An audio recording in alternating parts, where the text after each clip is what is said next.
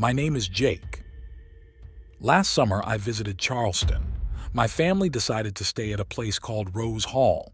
The house was very old and big. It looked like it came from a scary movie. There were tall trees and long grass everywhere.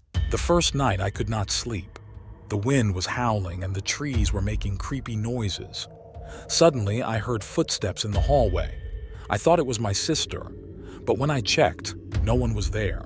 The next day, I found a hidden room in the attic.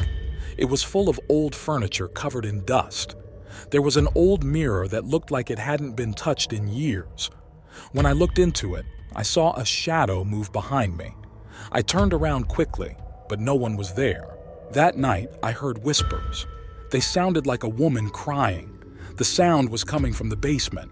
I was too scared to go down there, so I told my parents. They said I was imagining things, but I knew what I heard. The next morning, I saw a picture of a woman on the wall. She looked sad and scary. I asked my mom who she was. Mom said she was the old owner of the house, Mrs. Rose. People said she was a witch and did bad things. She disappeared many years ago, and no one knew what happened to her. That night, I decided to be brave. I took a flashlight and went to the basement. The stairs creaked under my weight. The air was cold and smelled like mold. I heard the whispers again. They were louder now. I followed the sound and found an old chest.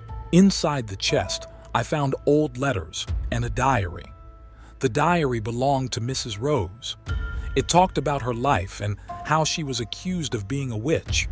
She wrote about how she was locked in the basement and left to die. Suddenly, I felt a cold hand on my shoulder. I turned around and saw a ghostly figure. It was Mrs. Rose. I screamed and ran upstairs. I told my parents everything. They finally believed me. We packed our things and left Rose Hall that night. I will never forget my time there. It was the scariest experience of my life.